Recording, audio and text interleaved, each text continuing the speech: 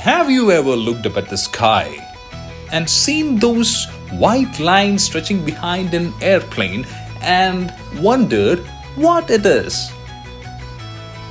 You think it is smoke? No, they're not smoke, and definitely not any secret alien messages as well. They are called contrails, short for condensation trails. And here is the cool part. At the height where the planes fly, that's around 35,000 feet, the air is super cold. When the plane's hot exhaust gases meet this freezing air, the water vapor condenses into tiny ice crystals, and voila! A white streak is born. It's a sky's way of painting, maybe you can say.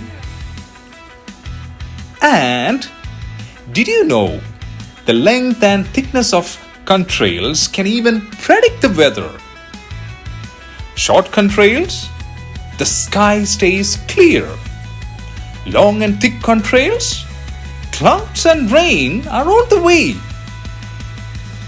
So, next time you spot those white trails, don't just wonder where the plane is going.